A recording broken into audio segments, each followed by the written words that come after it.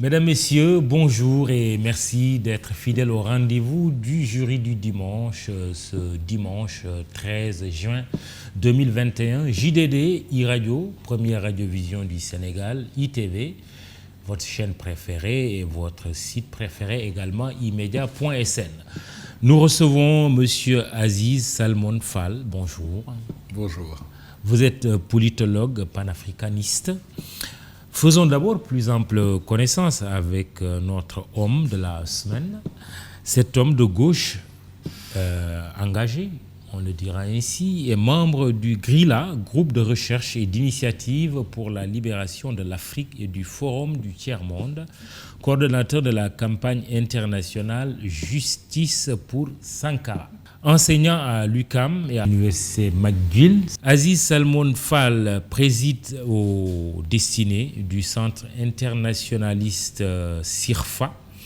Homme de gauche, ai-je dit tout à l'heure, en voici la preuve, puisque Fall est en effet cofondateur du mouvement des assises de la gauche au Sénégal et membre du secrétariat exécutif ad hoc de l'Internationale des travailleurs et des peuples. Avec lui, comme la semaine dernière, avec notre invité, Mounir aussi, à propos de son livre Les sirènes de Gao, nous allons, avec Aziz Fall, justement, poursuivre nos échanges sur la condition de l'Afrique et du Sénégal, la marche du monde, un sujet qui passionne également l'invité du jury du dimanche. Première question, Aziz Salmon Fall. Commençons par une question d'actualité relative aux tournées économiques du président de la République. Après le centre et l'est du pays, le chef de l'État visite le nord du 12 au 19 juin. Il présidera même un conseil de développement et un conseil des ministres à Matam. Quelle réflexion vous inspirent ces tournées ? J'ai eu la chance moi-même la semaine précédente de visiter un peu le nord et j'ai vu l'état à la fois des réalisations mais aussi l'état d'indigence des populations.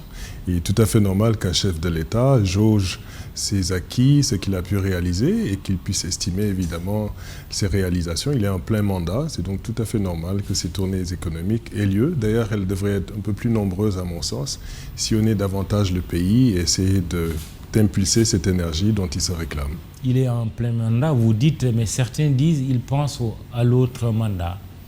Ce serait une erreur désastreuse à la fois pour l'image du Sénégal et l'image du chef de l'État. Je crois qu'il a été très bien élu, il a une vaste coalition. Il faut le laisser finir son mandat. Il y a une conjoncture et beaucoup de conciliabules. Beaucoup de gens vont peut-être le pousser à aller vers cette extrémité. Ce serait vraiment désastreux pour le Sénégal. Des tournées économiques, pourquoi faire? Parce qu'on sait que ça ne date pas d'aujourd'hui, hein. Ses prédécesseurs aussi l'ont fait. Pourquoi faire voilà.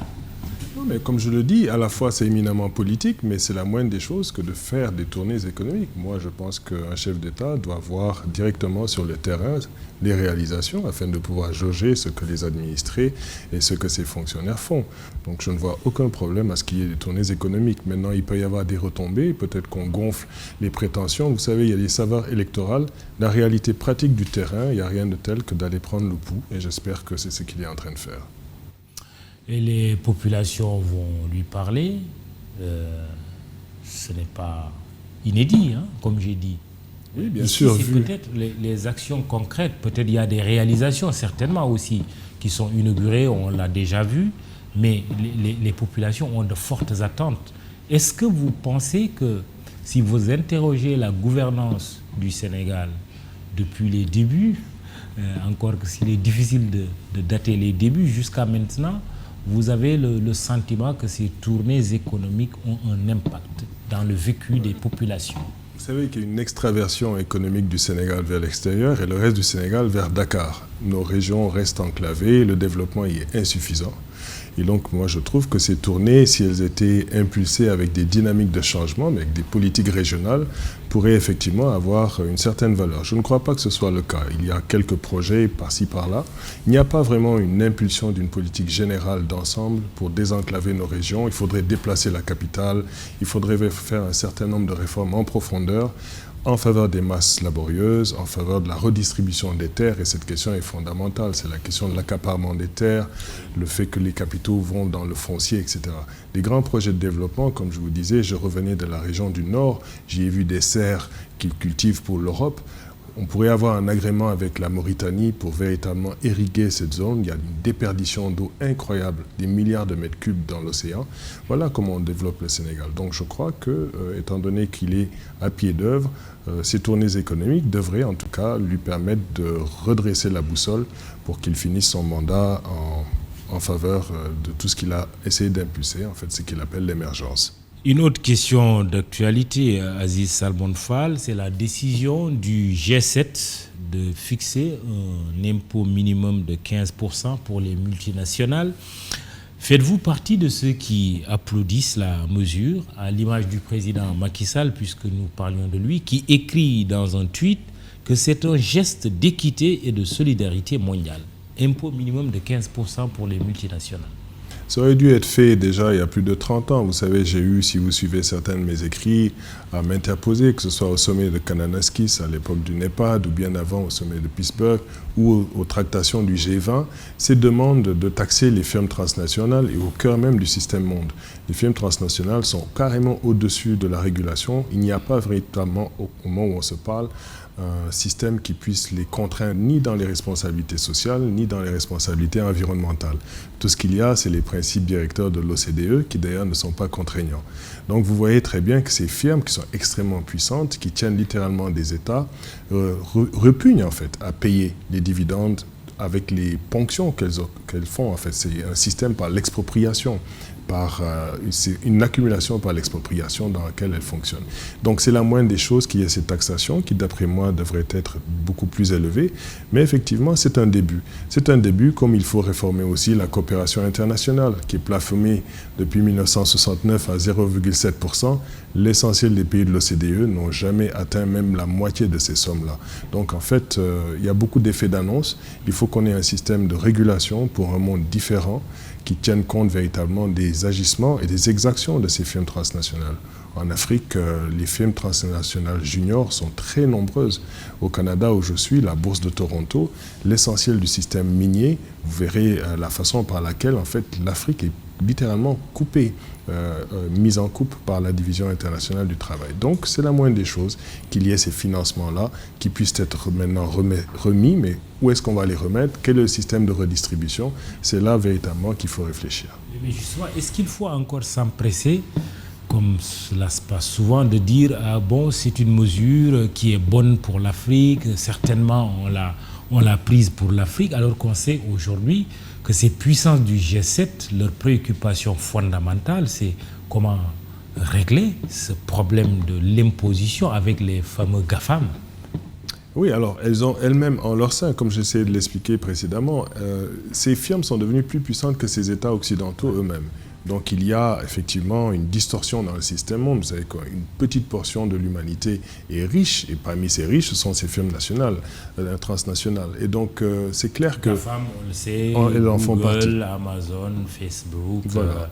Apple, Microsoft. Alors ça, c'est un noyau américain, mais il faut calculer là-dedans les noyaux japonais, les firmes chinoises qui sont dans des conglomérats États, etc. Et en même temps, vous avez des fusions. Vous avez des maisons comme Total qui sont aujourd'hui des maisons qui sont contrôlées par des acquis autres que la France. Donc il y a une imbrication, une difficulté au sein même des pays avancés qui ne parviennent pas à avoir des taux de croissance soutenus et qui dépendent de ces firmes transnationales juniors ou seniors et qui ne parviennent pas vraiment à faire réguler l'économie mondiale. Et comme l'économie mondiale est grippée et qu'il y a eu beaucoup de dépenses, véritablement, on s'en va vers une forme d'endettement, une forme de régulation, d'où le rôle de plus en plus proactif des firmes transnationales, mais aussi des organisations des Nations Unies. Elles ont même infiltré par le programme Compact, c'est à l'époque de Kofi Annan, si vous vous souvenez, le système des Nations Unies, en faisant du greening, donc embellir l'image verte, mais aussi des images de lutte contre la pauvreté, etc. Mais ce n'est pas par la charité que le système doit être changé. Il faut véritablement une rupture avec les agissements et le contrôle monétaire, financier, mais aussi au niveau des technologies qu'ont ces institutions-là. Est-ce que vous avez vraiment la conviction que le G7 a fixé cet impôt minimum de 15% en pensant à l'Afrique? Non, pas du tout. C'est-à-dire c'est des demandes qui viennent depuis longtemps, mais aussi pour renflouer une certaine forme d'assiette économique. N'oubliez pas, c'est des effets d'annonce. Qu'est-ce qui va véritablement se faire? On ne le sait pas encore, mais ça fait partie. Le G3, le G5, le G7, le G20 sont toutes des institutions qui, normalement, prennent la place des institutions multilatérales. Elles n'ont aucune légitimité. En fait, il s'agissait de répliques au G77. N'oubliez pas le mouvement des non-alignés, le groupe de Bandung. Donc, c'était les réponses des pays avancés. Et chaque fois, on a des effets d'annonce. Ils ont infiltré le système multilatéral. Ils dictent les politiques de l'OCDE. Et de temps en temps, lorsque la crise atteint son paroxysme, on lâche un peu du lest, on cherche à trouver des financements. Souvenez-vous de la taxe Tobin, souvenez-vous des grandes mesures sur la finance internationale. Il y a effectivement une grande somme d'argent auquel l'essentiel de ces pays aspirent, au nord comme au sud, mais ce n'est vraiment pas pour l'Afrique que ça a été fait. Alors, Iliman Khan, qui est également dans le mouvement de la société civile africaine, de l'ex-Africa, l'a dit dans la matinale d'Alassane Samba Diop, il y a une stratégie de création de succursales par ces multinationales pour éviter de faire un profit taxable sous forme d'impôt sur les sociétés. Est-ce que effectivement, on ne risque pas d'avoir, vous parliez d'effet d'annonce, c'est vrai, une grosse mesure qui est annoncée comme ça, mais dans les faits, qui aura du mal à s'appliquer parce qu'il y a toujours des stratégies ou des stratagèmes pour échapper justement à l'imposition. Alors, l'une des mesures, c'est le libre rapatriement des profits des multinationales. Vous savez, dans la plupart de nos pays, non seulement il y a des incitatifs, il y a des zones franches, on leur fait les yeux doux, on compétit entre nous pour les attirer, on leur donne des avantages fiscaux, on ferme les yeux au niveau de nos souverainetés. Donc, pour moi, l'enjeu fondamental, c'est qu'en réalité, nos espaces de souveraineté sont bradés. Et donc, il faut renégocier la plupart de ces contrats. C'est pour ça que nous luttons pour la souveraineté totale de nos ressources et nos matières premières. C'est peut-être facile à dire. Non, c'est pas facile à dire. On peut être dans une situation de faiblesse, en tout cas apparente. Tout à fait. Nous sommes en faiblesse, mais nous sommes restés enfermés dans une division internationale du travail. Et le fait de s'y éterniser, de ne pas développer nos propres agricultures et nos propres systèmes industriels, nous met dans cette difficulté où nous ne pouvons pas financer. Donc, on crée des systèmes de joint venture dans lesquels la part de l'État reste en fait souvent infime. Certains des pays ont 4 à 7%, d'autres peuvent aller jusqu'à 10%. Sur la question des ressources, les plus chanceux peuvent avoir une souveraineté réelle à 40%. Mais pour la plupart de nos pays africains, hélas, le fait d'attirer ces investisseurs se fait en bradant les ressources des pays. Donc c'est pour ça qu'il faut une sorte d'aggiornamento, il faut vraiment un réflexe africain. Et ce sont les peuples qui doivent lutter pour cette situation de sauvegarde de nos ressources. Parce donc, que réflexe de grands ensembles. Absolument. Chaque pays pris individuellement aura du mal à y arriver ou n'y arrivera jamais. Absolument. C'est pour ça, pour nous, le projet confédéral, le projet fédéral africain est vraiment la seule option possible parce que les micro-États en rang dispersé ne parviennent pas à lutter contre ces firmes qui sont rapaces. Et donc, vous avez la géopolitique du chaos qui est le système militarisé stratégique qui, d'un côté, assure véritablement le contrôle du territoire et vous avez les firmes en rang dispersé ou en meute qui travaillent à coordonner. Et vous savez que les firmes transnationales fonctionnent en fait. Le cartel, par exemple, d'électricité, ils se rencontrent entre eux, ils discutent les offres, ils se partagent les coûts des machines, des locomotives, des barrages, ils se discutent entre eux. Donc l'Afrique doit faire la même chose, elle doit lutter. Les consommateurs, bon voilà. Alors c'est pour ça que les Africains doivent prendre conscience de l'ampleur des projets de développement et ne pas laisser à la petite croûte des élites, souvent de type comprador, mais elles ne sont pas toutes comme ça, qui négocient ces contrats avec ces firmes et peuvent parfois se servir au passage par surfacturation, délits d'initiés, etc. Mais je crois qu'une politique populaire panafricaine reste encore possible, mais il faut évidemment que les masses des pays participent davantage au processus de décision, à l'imputabilité, à la nature des ressources. Chaque fois qu'il y a une exploitation, chaque fois qu'il y a une découverte, chaque fois qu'il y a une embellie, on nous dit le pétrole, etc., c'est des problèmes de souveraineté. Toute la société doit s'intéresser à ce qu'on va faire avec cela. La capacité de les garder en ressources, de transiger avec d'autres, de les exploiter à telle échelle, ce sont des éléments de souveraineté que la plupart de nos pays ont perdus. Question de souveraineté donc, dès l'instant qu'on annonce une mesure, un impôt minimum de 15% pour les multinationales, il appartient à chaque État souverainement de faire appliquer la mesure ou d'appliquer la mesure. C'est ça, et c'est valable aussi au niveau national. C'est-à-dire, si dans un pays comme le Sénégal, c'est peut-être 1 sur 10 dans des personnes actives qui payent l'impôt. Donc, des systèmes progressistes voient à l'impôt, parce que cet impôt, on peut savoir à quoi ça va servir, à l'infrastructure, à l'éducation, etc. Donc, le système informel dans lequel vous voyez, s'il était imposé, ça suppose aussi qu'il y ait des services attenants, qui soient organisés. Donc, c'est un État qui ne se désengage pas, qui s'occupe véritablement, qui impose. Si l'État ne vit pas sur une fiscalité, pourtant la fiscalité au Sénégal est relativement lourde, dans d'autres pays elle est quand même très lourde, donc les retombées sont valables au niveau national et vous devez les appliquer au niveau international. C'est ce laxisme au niveau de ce qui se transige à l'international qui permet cette porosité et surtout l'évacuation de capitaux incroyables, et là je passe sous silence l'enrichissement illicite, etc. Si aujourd'hui dans les pays comme les nôtres, on regardait les 200 fortunes qui sont faites dans les 25-30 ans du néolibéralisme et qu'on les auditait, vous seriez surpris de voir la part des transnationales qui pourrait être prise pour être dans nos développements, la part qui pourrait être reversée dans le budget national. C'est faramineux. On fait des calculs approximatifs. C'est de très loin plus grand que le volume de l'aide publique au développement et le volume des envois des travailleurs migrants. Donc il y a vraiment un travail très sérieux à faire sur cette imputabilité et sur l'impunité des firmes transnationales et de ceux qui s'enrichissent illicitement. Vous êtes quelqu'un d'engagé dans ce que vous appelez la lutte contre l'impunité et la France-Afrique. Souleymane Bachir Diagne, que tout le monde connaît, qui est également un enseignant comme vous, a déclaré récemment chez Jeune Afrique, la France-Afrique c'est fini. Êtes-vous d'accord avec lui? La France-Afrique ne finit plus de mourir. En fait, il y a plusieurs France-Afrique. Vous savez, il y a les France-Afrique qui sont liées au Quai d'Orsay, d'autres à Matignon, d'autres à l'Élysée. Il y a des cercles francs-maçons, il y a des cercles locaux africains qui se répercutent. Et donc, ces systèmes-là, depuis l'ère de Foccart, se recomposent. La France ne peut rien... Elle ne finit pas de mourir, donc elle est toujours là. Elle est bien vivante. Elle est toujours là et elle est tout le temps en recomposition. Non, mais non, elle n'est pas finie. Elle va se recomposer parce que la France sans l'Afrique, ce n'est pas possible. Mais les Africains eux-mêmes ont colonisé la France aussi. Donc il y a une sorte d'imbrication qui date de très longtemps. Et le Sénégal est l'un des pays peut-être le plus moteur dans cette connivence. Il faut revenir sur les liens que nous avons. Nous sommes tous enfermés dans cette colonialité. Vous voyez, tous ces gens qui réfléchissent en termes de colonisation, post-colonie, ils sont enfermés dans la colonialité, comme la France. Et la France... C'est une colonialité à double sens. À double sens. Et la France a du mal à se distancer. Et la France, d'ailleurs, la France des Lumières, n'a pas besoin de la France-Afrique. En principe, elle pourrait s'en distancer.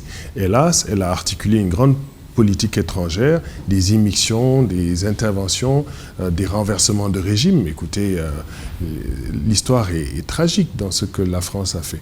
Et donc aujourd'hui, on voit de nouvelles administrations qui à la fois reviennent sous les formes de révisionnisme, mais aussi d'expurger, de sortir, notamment dans le dossier qui nous occupe, l'affaire du président Thomas Sankara. On nous a déclassifié 3 lots, rien de très compromettant pour le régime, mais quand même des signes significatifs d'une France qui essaie de s'amender et de tourner une certaine page et commencer autre chose. Pourquoi? Parce qu'en fait, il y a d'autres concurrents beaucoup plus puissants et vers lesquels les Africains se tournent. Sankara, on va en parler tout à l'heure, mais là, sur la France-Afrique, vous êtes en contradiction flagrante avec Souleymane Bachir Diagne. Mais vous savez, les post-mortem, on les a fait plusieurs fois. Plusieurs fois, on a dit que la France-Afrique était morte. Je pense que c'est des figures de style. Il faut dire qu'est-ce qu'est exactement la France-Afrique. Et donc, alors c'est ça. Je pense que ce sont des circuits à la fois affairistes, à la fois qui sont liés à des raisons d'État, liés à des intérêts africains eux-mêmes. Donc ce n'est pas que la France, c'est un réseau opaque, mais parfois qui a des intelligences avec la continuité de certains régimes. Donc c'est le dispositif néocolonial de croissance en réalité qui a pondu ce système-là. C'est sûr que si on regarde la France de Foccart, de Guy Pen, etc., cette France-là, elle a disparu. Là, on a de nouveaux appareils d'État qui sont articulés sur des circuits internes. Et c'est la dynamique de nos États, en fait, qui doivent mourir. C'est-à-dire ces États-là doivent sortir de la gangue néocoloniale pour vraiment s'extirper de ce lien et vraiment se battre pour leur propre souveraineté. Alors, les situations que vous avez vues au Tchad, les situations que vous avez au Mali, tout cela, ce qui s'est passé en Libye, montre bien que les agissements de la France continuent. Donc ceux qui ont prématurément annoncé il y a 10 ans, 20 ans, la mort de ce système, peut-être par un excès d'enthousiasme, ne voient pas l'ampleur et l'imbrication des intérêts français. Dans un pays comme le Sénégal, mais les intérêts français sont toujours là. Ils ne sont pas en retraite. Justement, et il y a souvent un mot qui revient, pillage de nos ressources, vous-même vous le reprenez. Mais est-ce que en l'agitant comme ça, de la façon dont nous le faisons en Afrique, il n'y a pas un piège d'une infantilisation et plus grave d'une déresponsabilisation de l'Afrique par rapport à son propre vécu? C'est possible, mais je crois qu'il faut davantage, sans faire le procès des élites, c'est-à-dire ceux qui sont dans la relation de transaction avec les forces étrangères, sont d'abord celles qui bénéficient, qui voient ces contrats, qui voient ces liens d'intelligence, ces liens militaires, c'est eux qui... Mais ce n'est pas le peuple africain qui subit davantage ces situations-là, qui peut apprécier la discussion dans laquelle nous sommes, parce qu'ils sont à la fois condamnés à la survie quotidienne. D'accord, ils ne voient pas. Et d'ailleurs, c'est pour ça que très souvent, vous allez avoir des cibles en termes de bouc émissaire. On va brûler tels intérêts français, etc. Parce que justement, c'est la vitrine de quelque chose de plus grand qui a eu à avoir des agissements à la fois sinistres, que ce soit à Madagascar, au Cameroun ou ailleurs. Donc, je crois que ce système-là est en train véritablement de se déliter. Mais le système qui se met en place, c'est encore la gestion de l'enlisement. C'est-à-dire c'est un système qui ne veut pas véritablement changer fondamentalement les choses. Et donc, de part et d'autre, il faut vraiment qu'on ait le courage historique de regarder notre responsabilité dans la colonialité et surtout le courage de se débarrasser de cet épisode néocolonial.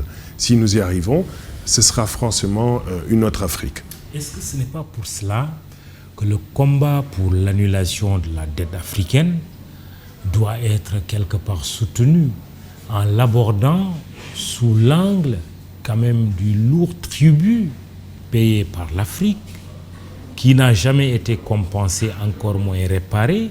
L'Occident ne pourra jamais peut-être rembourser ce qu'il a pris à l'Afrique. Est-ce que vous êtes un partisan de l'annulation de la dette africaine, vu sous cet angle?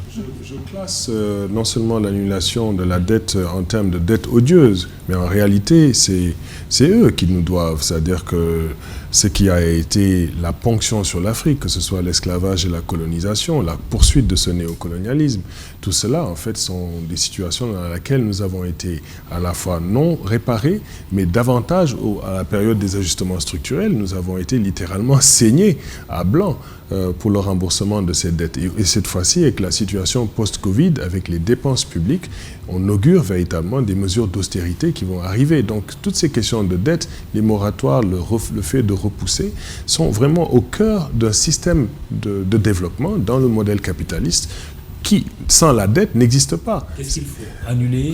Écoutez, le système du avoir crédit... un moratoire, alléger, quelle est il faut un front commun. La démarche qui vous il faut un convient front commun. le mieux. Celui que Thomas Sankara réclamait à ses pairs doit absolument être conduit. C'est ce qu'il avait dit. Si vous refusez de payer collectivement la dette, on va y arriver. Mais s'il était lui seul à le faire, il ne sera pas au prochain sommet. Et c'est ce qui s'est passé. Donc, on n'a pas retenu la leçon de l'histoire. L'Afrique doit se battre pour son système d'accumulation. Le système capitaliste ne peut pas fonctionner sans un système de crédit. C'est le nœud gordien du système. Nous avons été enfermés aujourd'hui dans un syndrome simple, acheter aujourd'hui, payer demain, et nous avons été endettés. Et en fait, dans cette dette, ce n'est pas tant les pays africains qui se sont endettés, c'est vraiment certaines élites et certaines dépenses sur lesquelles les mêmes bailleurs de fonds avaient des responsabilités. Oui, alors c'est une autre façon, c'est une arme économique. Et c'est comme ça qu'on vous enferme. Et au nom de cela, on brade votre souveraineté. Et l'ajustement structurel, ça aurait dû être l'ajustement du nord vers le sud. Ça a été le sud vers le nord, avec des conditionnalités qui au début étaient autour de 5. On dévalue, on coupe dans le panier de la ménagère, on permet le rapatriement des profits, on coupe dans les prestations sociales. Et petit à petit, on va de 5 à 100 conditionnalités. Lorsque le Sénégal a commencé, lorsqu'il finit, on est déjà vers des conditionnalités où l'État a été désengagé, restructuré et où toute l'économie a été littéralement laissée dans ces circuits de dette qui font que aujourd'hui l'enjeu c'est est-ce que vous pouvez vous endetter davantage? Et certains pays sont favorisés dans l'endettement par rapport à d'autres. Poursuivons un peu avec vos luttes, parce que vous avez plusieurs combats. Cette fois-ci, c'est la lutte contre l'occupation militaire étrangère. Vous faites allusion à quoi exactement ? Alors, au travail que nous avons fait dans le plaidoyer contre la présence d'une base militaire américaine à Stuttgart, qui contrôle depuis une dizaine d'années le continent africain, qui s'appelle Africom. Que nous avons visité. Voilà, et donc moi, quand je l'ai visité, on m'a arrêté, on a pris mon passeport. Nous n'avions pas le droit non seulement de filmer la base, mais nous avions montré aux parlementaires allemands que cette base violait 2 articles de la Constitution allemande, en vertu duquel vous ne pouvez pas utiliser le sol allemand pour attaquer d'autres pays, en l'occurrence des pays africains. Depuis lors, non seulement ces bases militaires ont essaimé, aujourd'hui en Afrique, vous avez des Turcs, des Japonais, des Chinois, et dans mon film Africom Go Home, base étrangère hors d'Afrique, on montre la géopolitique du chaos, c'est-à-dire comment on a instauré le djihadisme dans les pays africains en soutenant des nébuleuses djihadistes depuis l'époque des talibans en Afghanistan pour créer cette sorte de Sahélistan qui, évidemment, a son propre agenda. Donc, ce n'est pas que les puissances étrangères, c'est qu'il y a un terreau fertile, à la fois le sous-développement, mais aussi le narcissisme musulman, islamiste, qui rêve d'un retour au khalifa, qui rêve d'un autre système en confrontation avec l'Occident, parce qu'évidemment, c'est clair, de Bagdad à Cordoue, nous avons occupé cet espace. L'Empire du Ghana lui-même a été islamisé. Vous connaissez l'histoire de nos théocraties. Ma propre famille, ici, au Kayor, au Baol, a été islamisée. Donc, nous savons d'où vient ce système-là. Mais dans sa forme du culturalisme, c'est-à-dire la tentative d'essayer de trouver un autre modèle que le capitalisme par la charia et par le djihadisme, ils ont été soutenus et financés, et ça a donné des résultats tout à fait désastreux. L'occupation militaire étrangère, mais on ne peut pas ne pas parler des fameuses bases militaires françaises. Aujourd'hui, il n'y a plus de bases militaires françaises à Dakar, par exemple. Vous savez, les éléments français du Cap-Vert, ou bien cela renvoie à la même chose? Tout cela fait partie d'un dispositif dans les indépendances négociées, dont en l'occurrence celle de nos pays. Il y a des accords secrets au début de l'indépendance qui laissent pratiquement l'accès direct à la France, à nos installations, au survol, à la formation de nos militaires, etc. C'est des choses qui ont été signées dès le début et qui leur permettent d'entrer et sortir. Combien de pays africains ont été déstabilisés par la France? Combien de pays? Combien de chefs d'État ont été assassinés par les forces étrangères dans nos pays, depuis l'époque de Lumumba, depuis l'époque du Cameroun. Et le dernier en date, c'est dans l'assassinat de Thomas Sankara, où justement Blaise Compaoré, dans un complot international, a arrêté net cet effort autocentré d'un petit pays. Mais est-ce que même dans la lutte contre le terrorisme, officiellement, vous êtes en train de soupçonner ces puissances de perpétuer cette occupation militaire? En tout cas, c'est commode pour elles, parce que ça leur permet une occupation du terrain qu'elles ne peuvent plus régenter au niveau économique. Les taux de croissance de ces pays ne leur permettent pas de garder notre système de dépendance, puisque, par exemple, ils ont une rivalité avec la Chine, l'Inde, etc. Donc, au niveau de l'économie, ils ne parviennent plus à transiger. Donc, au niveau, par contre, du géopolitique, nous ne pouvons pas nous défendre. Et à ce moment, nous devenons immédiatement dépendants d'eux, des parrains incontournable, et évidemment la situation a rhizomé et s'est aggravée depuis le début de ce que je décris. Mais l'essentiel de nos dispositifs militaires ont été cooptés, ils sont formés dans ces instances internationales et aujourd'hui l'imbrication est très très avancée. Mais c'est la question de la souveraineté du continent qui se pose. La lutte contre le terrorisme, un prétexte pour toujours continuer à maîtriser le terrain africain. En tout cas, d'une certaine façon, ça peut paraître un peu conspirationniste, mais c'est comme ça que ça a commencé. Maintenant, ça a rhizomé, il y a un propre agenda que vous avez... Oui, mais en même temps, oui, où sont les armées africaines? Voilà, où sont nos forces de défense et de sécurité? Elles ont du mal. Dans des pays comme le Mali, vous avez des zones où les Maliens ne peuvent pas avoir accès. Il y a eu des embargos sur les armes pour certains de ces pays pour se défendre. Et nos armées ont été littéralement laminées. Au Burkina Faso, actuellement, au Nigeria, des pays très puissants, pourtant économiquement et militairement. Vous voyez à la grande difficulté qu'ils ont à juguler ces systèmes-là qui ont rhizomé, mais qui aussi se sont criminalisés en toutes sortes de réseaux de connivence à cause de la fragilité de l'État, mais aussi à cause de ces politiques de contrôle d'un grand pavage qui date des néocons conservateurs américains qui ont vraiment installé ce système-là à l'origine. Nous allons, parler du Burkina Faso. avec une attaque terroriste, 160 morts, un bilan mais énorme. Mais le terrorisme, il est quand même là. Hein. Justement, on ne peut pas le nier. Personne ne le nie. Je veux dire, la capacité de nuisance de ces forces est devenue extrêmement grave. Le but, c'est d'occuper des portions de l'État, de rendre l'État fragile. Mais je vous rappelle que le régime de Compaoré transigeait avec certaines de ces forces. Elles rentraient, elles étaient logées à l'hôtel. Et donc, comme ces régimes-là sont actuellement acculés, peut-être que vos téléspectateurs et téléspectatrices ne sont pas au courant, mais ça fait 24 ans que nous luttons dans l'affaire de Thomas Sankara. Aujourd'hui, nous avons un tribunal qui a inculpé une bonne partie de ces personnes qui ont contribué à cet assassinat, mais ils sont aussi comptables de l'instabilité dans la sous-région.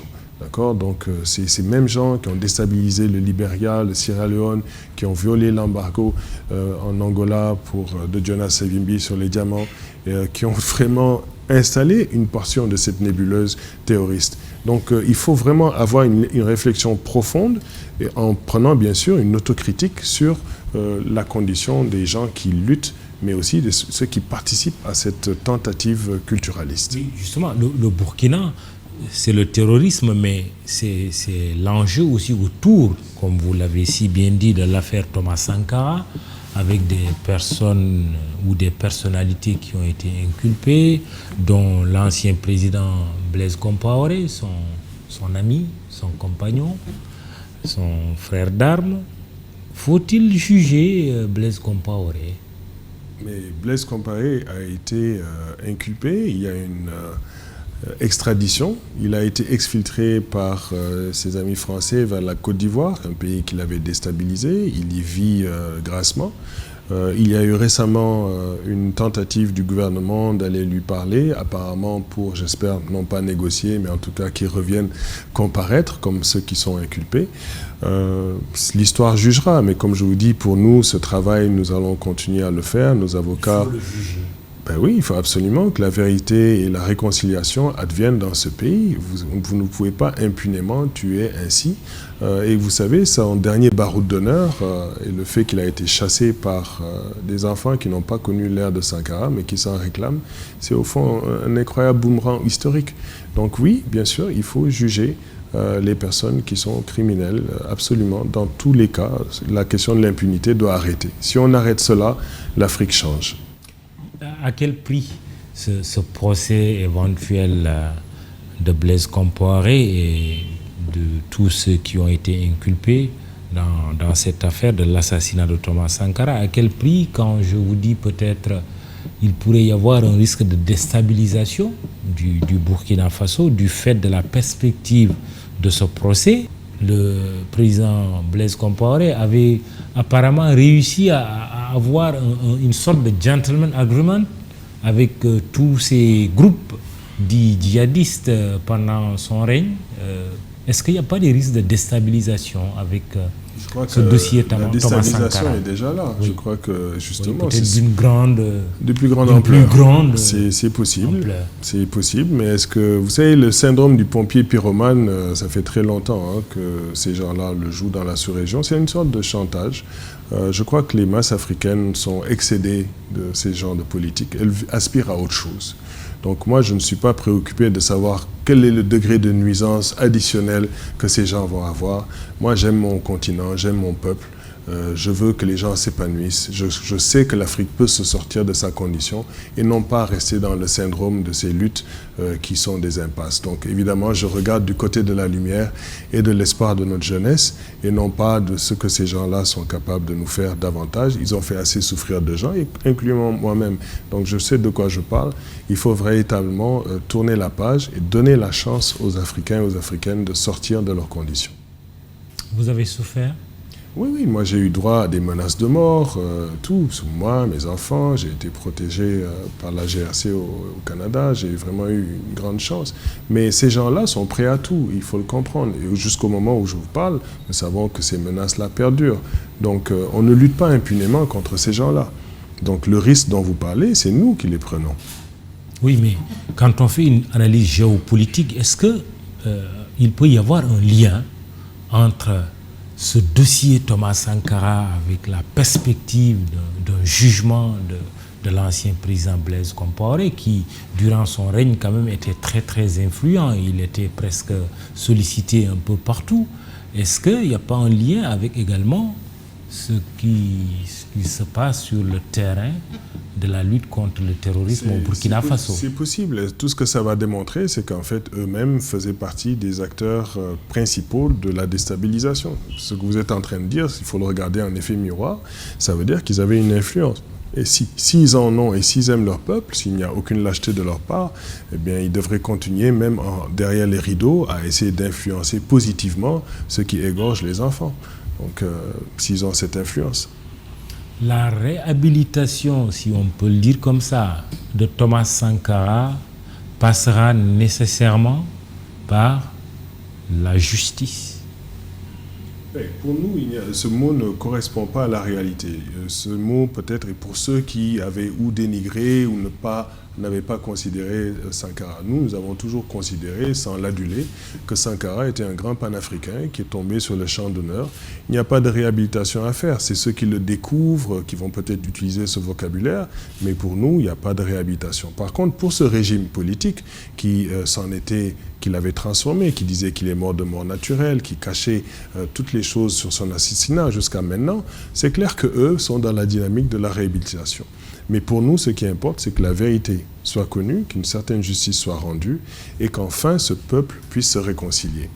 Le capitaine, comme on l'appelait, continue d'être la référence pour beaucoup d'Africains, notamment les jeunes. Pourrait-il être 34 ans après son assassinat, l'inspirateur du panafricentrage, pour reprendre votre propre terme? En tout cas, comme je le dis, que ce soit Sankara, Fanon, Cabral, Ben Barka, Lumumba, tous ces gens ont été d'une grande inspiration pour moi. Je n'ai pas grand mérite, mon propre père était déjà panafricain, il est allé au Congo, il est devenu congolais, il s'est retrouvé en Égypte. En Égypte, il a marié ma mère qui était égyptienne. C'est lui qui amène Pauline Lumumba à l'assassinat de son mari ainsi que ses enfants en Égypte. Donc tous ces gens contribuent d'une certaine façon à éclairer ce que j'appelle les ancêtres de l'avenir. Donc pour moi, idéologiquement, je m'abreuve de toutes ces élites, sans nécessairement en faire des icônes aveuglantes. Pour moi, ce sont des gens qui ont véritablement donné leur engagement, leur tentative de changer la condition du continent. Maintenant, le panafricentrage, c'est une tentative idéologique de dire qu'un autre panafricanisme est possible. Un panafricanisme, certes, à caractère révolutionnaire, mais qui retourne dans les tréfonds de nos sociétés, de comprendre la maths de l'Égypte antique, la question de la justice sociale, de l'intégrité, de comprendre qu'on peut avoir un autre système de régulation politique afin d'essayer un autre modèle économique. Et ce modèle économique, il est désengagé de l'économie mondiale. Il est tourné d'abord sur les besoins de l'Afrique. Ça veut dire un développement autocentré. Le mot développement lui-même, je m'en méfie. Puis c'est pour ça que le panafricentrage, donc panafricanisme et recentrage, c'est au fond une sorte de synthèse qui est basée sur l'équilibre. Nous devons retrouver nos valeurs d'usage. Aujourd'hui, nos sociétés ont été littéralement basculées dans la marchandisation. Prenez un pays comme le Sénégal, tout le monde est devenu négociant. Tout le monde vend. Parce qu'en fait, il n'y a plus de projet de société. Et c'est valable pour plusieurs pays africains. Il faut réinventer un projet de société. Et donc, ce panafricanisme à quintessence révolutionnaire, c'est de dire nous pouvons compter sur nos propres forces, soumettre nos relations extérieures à la dynamique interne, construire un espace fédéral où les énergies et les minéraux de l'Afrique, l'agriculture, l'autosuffisance alimentaire seront garantis par une réforme agraire, par un redressement du rapport entre hommes et femmes. La question de la condition féminine est essentielle dans cette stratégie de développement. La lutte contre les enrichissements illicites et les deniers publics permet de dégager des sommes incroyables. La renégociation des liens que nous avons avec les partenaires occidentaux, la construction d'une monnaie unique dans nos espaces, la maîtrise du surplus, le rééquilibre entre ville et campagne, la nationalisation de nos ressources. Donc, vous voyez, ce n'est pas nécessairement une série de recettes, c'est un tout cohérent dans lequel l'africanité est redécouverte. Notre africanité, c'est-à-dire cet optimisme presque impénitent que nous avons, que nous n'avons pas peur du lendemain, que nous avons toujours accepté par xénophilie les autres. Et c'est ce système-là qu'il faut recréer dans la mentalité aliénée par la colonialité. Et beaucoup de jeunes aspirent à ça. Et cette jeunesse du continent, c'est véritablement le fer de lance du panafricentrage. Et vous parlez des enjeux de notre développement. Alors, parce que le développement lui-même, essayez de penser, qu'est-ce que faisaient les sociétés avant que le mot développement lui-même, en allemand c'est Entwicklung, comment les autres sociétés ont pu croître? Qu'est-ce qu'elles faisaient avant que ce soit conceptualisé? Donc le développement dans le capitalisme, c'est en fait un système qui est basé sur le marché, par l'échange, qui détruit les relations sociales, qui détruit l'environnement pour générer cette marchandise. Et donc ce n'est pratiquement que ça. Maintenant, on peut l'affubler, lui donner des qualificatifs qui soient durables, intégrés, centrés sur l'homme, etc. D'ailleurs, vous remarquez, très souvent, il va y avoir un qualificatif pour bien montrer ce qu'est ce développement, qui d'ailleurs, par la plupart du temps, se rime avec la croissance. Nous disons qu'il faut non seulement interroger ce développement, mais regarder dans nos propres façons africaines de croître, qu'est-ce qu'on pourrait aller rechercher dans nos valeurs qui pourraient, à cette fois-ci, impulser un autre dynamisme à cette dynamique qu'on appelle développement. Pour qui on le fait? Pour moi, c'est d'abord ceux qui en ont le plus besoin. Les besoins essentiels de nos populations doivent d'abord être atteints. De l'eau potable. Dans le développement, l'eau, c'est quoi? C'est une eau, vous ouvrez le robinet, vous buvez l'eau. Ça veut dire que quelqu'un avant vous l'a bu. Vous voyez, il a été passé dans un système des égouts, il a été retraité, il revient dans l'aqueduc propre. C'est ça, finalement, le développement. Ce n'est pas seulement harnacher nos rivières, les rendre propres, c'est cette capacité holistique de pouvoir voir que ce sont les besoins essentiels. La santé, investir dans le secteur de la santé, investir dans le secteur d'éducation, investir dans les dépenses d'infrastructures pour désengager les régions. Voici les éléments, non pas le système d'extraversion qu'on voit depuis 60 ans. Vous voyez, donc dans une perspective continentale, si les pays africains se mettaient ensemble, c'est clair que cette dynamique-là devient à ce moment-là possible. Et c'est de cela que redoutent davantage les intelligences extérieures. Dans un rapport français d'il y a quelques années, la menace du XXIe siècle, c'était le panafricanisme. Et probablement davantage un panafricanisme comme le panafricentrage qui demande effectivement que le développement soit infléchi sur les besoins de la grande majorité des gens. On ne peut pas continuer dans la paupérisation.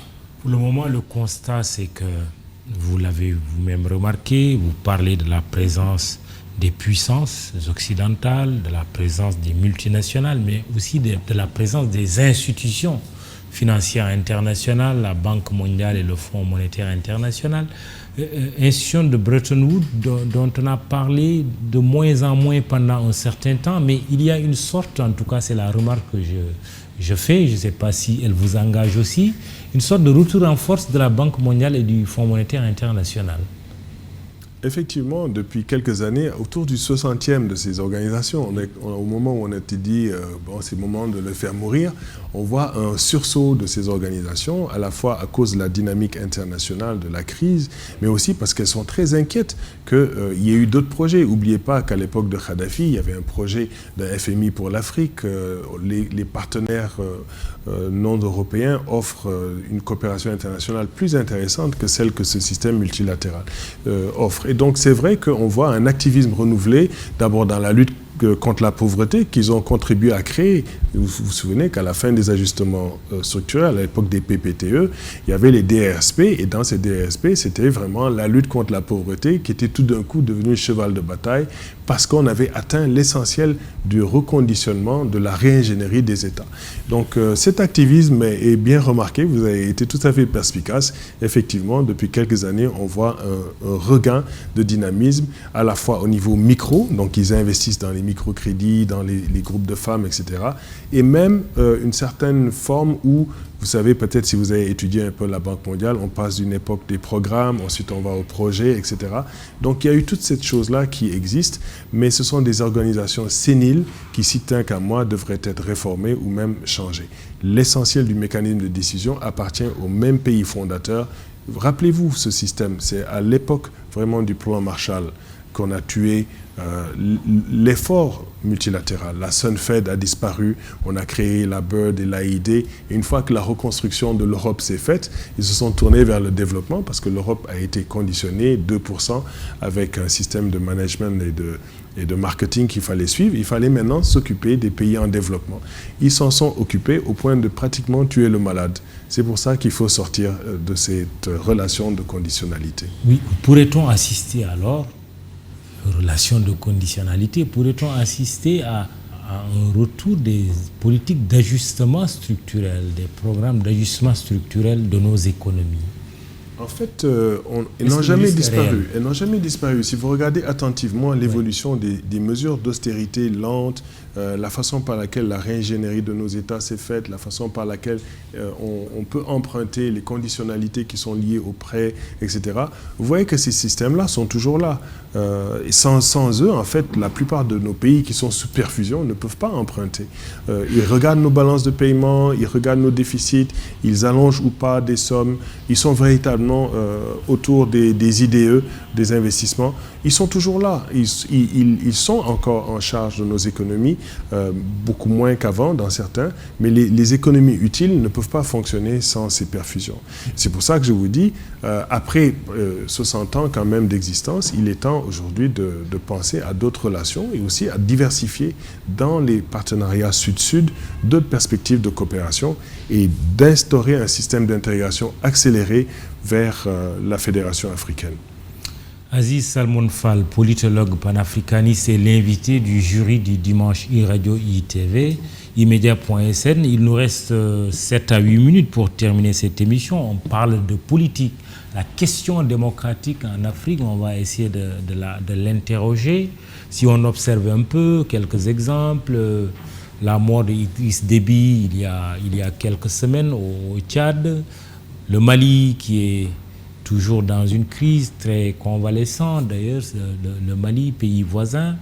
Il y a les troisième mandats, on l'a vécu avec Alpha Condé en Guinée, en Côte d'Ivoire, Alassane Dramane Ouattara, la Côte d'Ivoire qui attend le retour de son ancien président Laurent Gbagbo, qui avait été poursuivi par la Cour pénale internationale. D'autres pays africains réussissent plus ou moins des alternances paisible, le Niger, avec le passage de témoin, Issoufou Bazoum, même s'il y a eu une tentative de coup d'État. Le Sénégal, qui a réussi au moins 2 alternances par les urnes. Quand vous interrogez la question de la démocratie en Afrique, c'est quoi le résultat? En fait, pour faire le lien avec les questions des ajustements, en fait, ces systèmes économiques obligent à des coalitions hétéroclites à arriver au pouvoir, avec des marges de manœuvre restreintes. Donc vous pouvez avoir des alternances sans alternative. Nous fonctionnons dans le paradigme dominant et c'est ce qui explique en fait la nature des luttes de classe et de caste au sein même du noyau. Donc vous avez, je peux donner une image, un État dans la plupart de nos formations sociales. Et donc ces luttes qui peuvent être sourdes et qui peuvent parfois dégénérer, avec parfois l'assentiment ou le soutien appuyé des anciennes puissances ou de nouvelles puissances, sont très propres à l'espace francophone. Si vous regardez un peu l'espace anglophone, il détonne pas mal de nos espaces. Donc il y a beaucoup aussi d'éléments de latinité dans notre conception institutionnaliste qu'il faut revoir. Mais une fois de plus, nous avons les démocraties qui vont avec les bases matérielles d'existence, avec les types d'infrastructures économiques que nous avons. Et nous aspirons vraiment à mieux. Nous aspirons à des démocraties populaires, participatives, où véritablement les masses participent au processus de décision. Et comme je le dis, avec un mouvement de bascule vers les femmes et les jeunes pour transformer cette Afrique. À ce moment, nous allons vers d'autres systèmes de démocratie avec des régulations, en étudiant comment les modes de régulation dans nos sociétés africaines existaient aussi. Il y a des choses que nous pouvons aller chercher dans nos cultures pour émailler la particularité de notre africanité dans nos nouveaux systèmes institutionnels. Qu'a pratique le Sénégal avec des élections locales prévues en janvier 2022, les législatives au mois de juillet de la même année et puis l'élection présidentielle en 2024, des occasions de corriger certaines choses dans le sens d'associer davantage les populations? En tout cas, au niveau local, on sent quand même un frémissement. Le régime au pouvoir doit absolument rester en selle. Les oppositions arrivent. Donc, les participations citoyennes, j'ai remarqué, commencent déjà à s'activer. D'ailleurs, un lien avec les tournées dont vous parliez. Donc, il y a vraiment une sorte d'effervescence qui commence déjà et qui augure, après les événements tragiques de ce qui s'est passé en mars au Sénégal, qu'il y a un dynamisme politique qu'il faut surveiller. Mais nous sommes une démocratie fragile. Il faut regarder ça comme du lait sur le feu. Les exigences, je crois, des peuples africains restent les mêmes partout. Les législatives seront notre test pour le régime et pour l'opposition.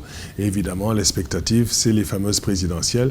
Hélas, nos systèmes sont de type présidentialiste. S'il n'en tenait qu'à moi, nous changerions même le système d'exécutif avec de meilleures séparations du pouvoir, avec un allègement des tâches présidentielles, des mandats très fermes et très courts. Tout cela ne sera pas à l'ordre du jour, je crois, hélas. Pourquoi pas?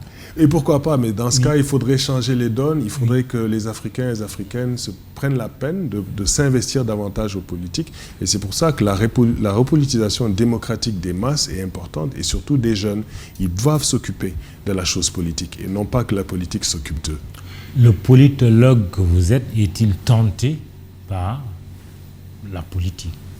J'ai beaucoup d'amis qui me poussent à ça. Et c'est la raison qui me retient. J'ai eu raison de poser la question alors. Oui, c'est-à-dire ce n'est pas la tentation qui manque, mais le Sénégal que moi j'entrevois, je sais que le Sénégal peut être meilleur, mais ça va être confronté beaucoup de nos éléments, de nos tares. Est-ce que les Sénégalais sont prêts à ces changements de type radicaux? Lorsque l'affairisme a gangréné des pans de notre société, lorsque l'obscurantisme religieux a pris ses proportions, est-ce qu'ils sont prêts à laisser la condition féminine avancer davantage, laisser les jeunes au poste de décision, changer le rapport néocolonial, changer la question de l'accaparement des terres, changer la question de l'enrichissement illicite? Est-ce que les Sénégalais sont vraiment prêts à ça? Révolutionnaire. Comme beaucoup de Sénégalais, le Sénégalais est rétif. Les Lamine Senghor existaient ici bien avant l'heure, et donc ils en ont beaucoup plus nombreux. Et je crois qu'il faut, non pas par une simple radicalité, mais parce que tout le monde veut que les besoins essentiels soient atteints. Vous allez vous engager? Je me suis toujours engagé. Comme j'ai dit à l'époque du MAG, je me suis engagé. Ça a été un échec, mais je crois que grâce à cela, il y a eu les Assises nationales, il y a eu Benno, et je crois que nos efforts ne sont pas vains. Je crois que ce sont des graines que nous semons. Vous parlez de révolution, de changement des mentalités, plus de droits pour les femmes. Justement, la question des droits fait débat aujourd'hui. On parle des gens, la question de l'homosexualité. Et vous inspire quoi? Dans toutes les sociétés, vous savez, au Sénégal, quand j'étais enfant, il y avait des Godjigen. Oui. C'est quoi les Godjigen? C'était une société qui reconnaissait que cette chose existait, mais on ne lui connaissait pas une sexualité. C'était des gens efféminés. On leur donnait une régulation, c'est-à-dire on considérait qu'ils pouvaient intervenir dans la médiation, dans la préparation des mariages. Il y avait même une sorte de respect fin, une sorte de pudeur. Ça fait partie. L'Afrique ne marginalise pas, elle l'intègre. Alors aujourd'hui, cette question-là, c'est une question de droit. C'est d'abord les droits individuels. Et forcément, ça heurte les cultures. Donc il faut l'examiner sereinement avec évidemment les cultures qui peuvent ou non avancer vers ces enjeux. Mais les sociétés africaines connaissaient déjà ces phénomènes. Oui, le président Macky Sall dit « Tant que je serai là, je serai président, jamais l'homosexualité ne sera légalisée au Sénégal ». Oui, mais c'est comme ça, vous répondez quoi, vous? Mais je pense que ce n'est pas du ressort du président. C'est un système qui touche le Parlement, c'est les députés qui discutent de ces questions-là. Ce n'est pas un président de la République. Favorable ou pas? Ce n'est pas un président de la République. Ce sont des droits. Moi, je respecte les individus. Ces gens-là, c'est des êtres humains comme nous. Donc, ils ne sont ni malades, ils n'ont aucun problème. C'est ça la question. C'est comment aborder socialement pour le vivre ensemble, sans ostraciser, sans marginaliser. Comment associer des gens, sans nécessairement tomber non plus dans la surenchère médiatique et la fierté gay, etc., qui est l'apanage de plusieurs sociétés occidentales. Donc il faut respecter les sensibilités de nos cultures, mais aussi respecter les droits humains. On va prendre 2 petites minutes, si le réalisateur nous le permet, puisque la gauche aussi, c'est votre passion. Vous parlez même d'échec de votre projet, du mouvement des assises de la gauche au Sénégal et les perspectives d'un Sénégal meilleur. Moi, je pose la question autrement. Qu'arrive-t-il à la gauche sénégalaise? Ce qui arrive à la gauche mondiale, c'est une grande déconfiture et une lente recomposition. C'est un mouvement, oui, mais c'est un mouvement cyclique. Les gauches se recomposent et sont en train de se recomposer autour de la question écologique, autour de la question des droits humains, autour de la question de la justice sociale. C'est une crise que le néolibéralisme a infligée et je crois que ces gauches-là vont se recomposer. Maintenant, il y a des pans entiers qui ont été cooptés et c'est aux équipages de gauche de participer à leur propre construction et à leur propre autocritique. Oui, mais vous n'avez pas réussi votre projet du mouvement des assises de la gauche au Sénégal. Exact, mais c'est parce que j'ai accepté démocratiquement d'aller vers les rencontres de la gauche historique sous le prétexte que l'AFP et le PS allaient prendre en main le processus et ces rencontres n'ont pas véritablement accouché de ce que nous espérions. Il y a eu ensuite Benno là-dedans, il y a eu les assises nationales, donc quelque part il y a eu une forme de maturation et sans ce mouvement-là, quelque part, il n'aurait eu ni élu Wade ni Macky Sall. Ce qu'on constate quand même dans la gauche sénégalaise, c'est qu'elle est là plus pour accompagner des processus. Hein. Elle est derrière les libéraux, elle est après derrière les socialistes, les progressistes. La gauche, quand je parle de cette gauche-là, la LD, le PIT, Andi Diop. Il va falloir qu'il y ait aussi un sang neuf, que ces mouvements-là fassent leur autocritique et s'élargissent. Il y a aujourd'hui d'autres formations, à la fois patriotiques, nationales, qui ne se réclament pas nécessairement du marxisme, mais qui se reconnaissent dans le progressisme. Et je crois que c'est un mouvement à l'échelle de tout le continent. Nous, ce qui nous anime, c'est un panafricanisme. Et autant que ces forces-là sont animées par cela, nous continuons à travailler avec elles. Merci Aziz Salmon Fall, vous êtes politologue panafricaniste, vous enseignez au Canada, à l'UQAM et à l'université McGill, c'est bien ça cette fois-ci. Vous étiez l'invité de ce jury du dimanche, iRadio, première radio vision du Sénégal, ITV, imedia.sn, au texte Dieba, à la photo Pabdoudou Diallo, réseaux sociaux Biram Pouy, Fatima Ba et Bikon. Réalisation de cette émission, Babacar Ndiaye et Iba Marsen, mais aussi nos stagiaires, hein, deux jeunes filles qui apprennent donc la caméra. Augustin Manda vient de le rejoindre. Présentation Mahmoud Ibrakan. Bon dimanche, rendez-vous dimanche prochain.